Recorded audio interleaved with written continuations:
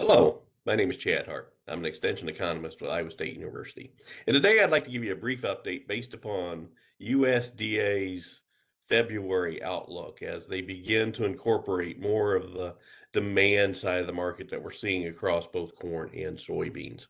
Now, each month, USDA does update their forecasts, looking at not only what's happening on the supply side of our markets, but also the demand side of our markets. And typically, as we get in here into the late winter and spring, that's when we really start to concentrate on domestic demand, but international supplies. And so that's what I'm going to highlight for you here today. Now, as we're looking at sort of the corn outlook, USDA found that as they looked at the US corn market, the idea is we got our last supply numbers in January to tighten those up for 2024. What we really concentrating on here is the demand side of the market. So that gray box down there in the middle. And what USDA found as they looked at the data over this past month is that their projections that they made in January, they were pretty comfortable with. They left everything alone. So we're looking at feed demand using about nearly 5.8 billion bushels, ethanol at 5.5 billion bushels. And the one number I was watching the most was the export line, which they kept at 2.45 billion bushels, which would be the third strongest export level we've ever had, trailing only 2020 and 2021. So demand remains fairly robust at a total of 15.115 billion bushels.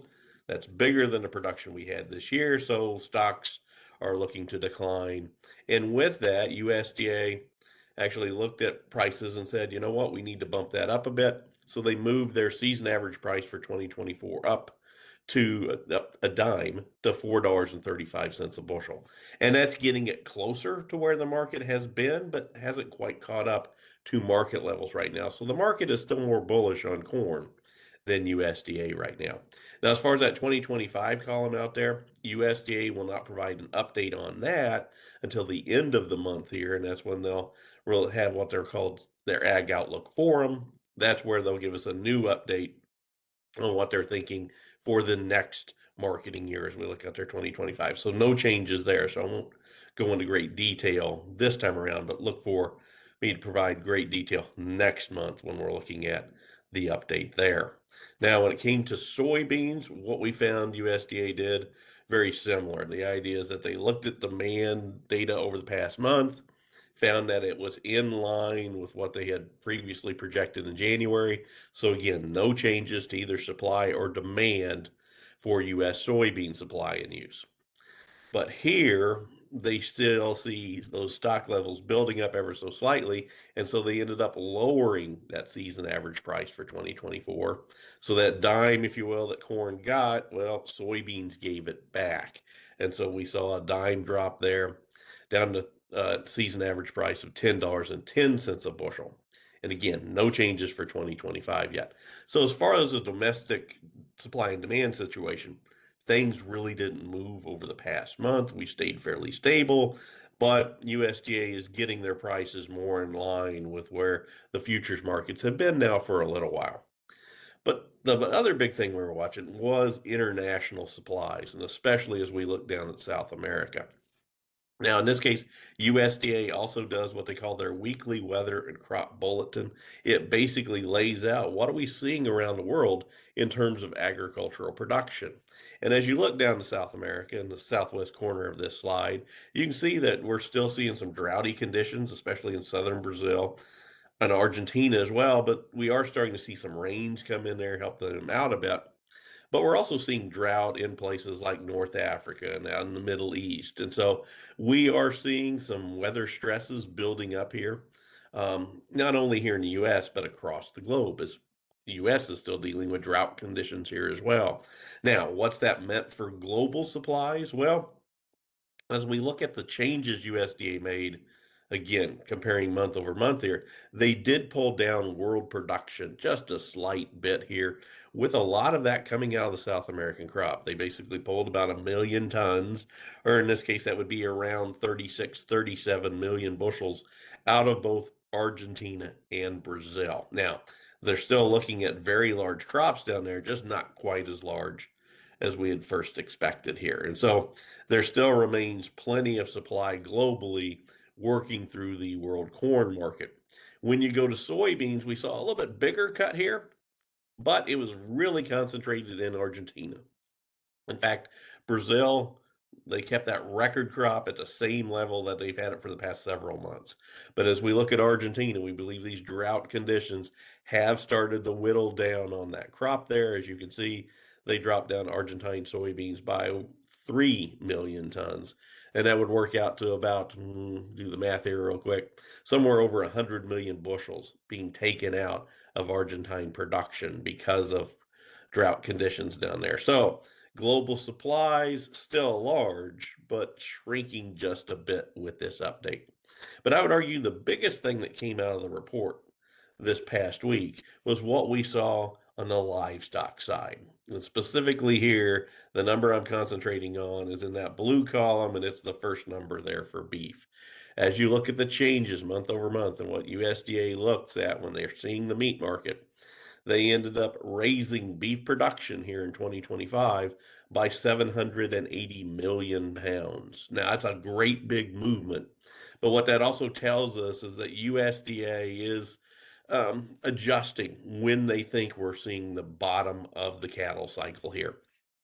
The reason they had such a harsh adjustment down in January was the expectation that sometime in 2025 would be when cattle producers would start retaining heifers that would pull them out of the meat market, and therefore we would see a very large drop in beef production.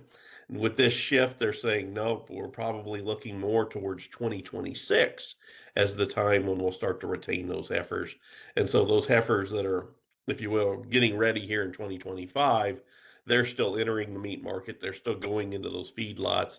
And so they're creating meat as opposed to creating calves. And so, with that, from a crops perspective, what that means is we're probably looking at fairly steady feed demand as we move through 2025.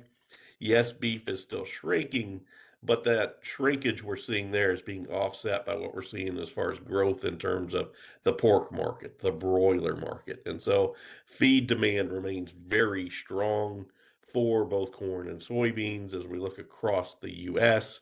And that's been helping maintain prices at where they've been moving. And so if you look at what we've been seeing so far with old crop corn and soybeans, we've seen corn prices ratchet up about 70, 80 cents from where they bottomed out right before harvest, whereas, been floating around in this 440 to 450 range for the past few weeks. And like I say, USDA's adjustment to 435 gets them closer, but still not quite to where the market is right now.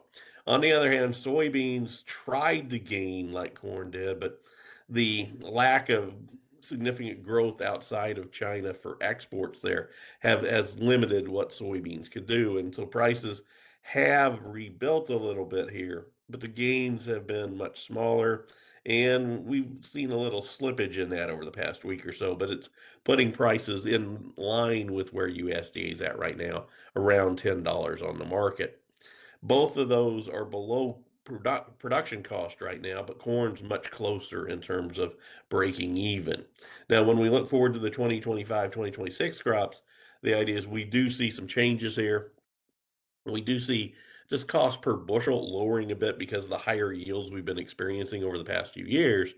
But it's also the case of, as we're looking out there, prices have been on this uptrend for quite a while. We are seeing stronger export demand thus far, despite the problems with the tariffs, and that has been much more supportive of corn than it has for soybeans. So corn is in a similar situation to where it was at this time last year, where there is the possibility for some potential profits if you're looking to make a move early on pre-harvest marketing. Soybeans, though, is in a different game. Last year at this time, they were like corn. We had a little profitability on the board. This year, that is not the case, and we're struggling to get back towards those break-even levels. Well, that's the update as what we're seeing in terms of seeing from USDA here in the middle of February. As I mentioned, as we're looking forward here, the next big thing will be coming up at the end of the month when USDA has what's called its Ag Outlook Forum.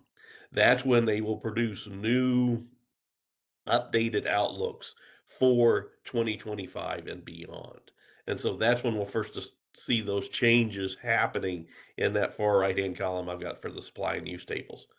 Up to this point, what we've been relying upon for 2025-26 was in their long-term projections, which USDA released in October. We'll get an update here in late February, and then we'll start to see regular updates to that outlook as we get to May, and then it'll update monthly from May forward. So that's the sort of schedule, if you will, as we look out over the next few months. With that, my name is Chad Hart, Extension Economist with Iowa State University. Thank you for your time.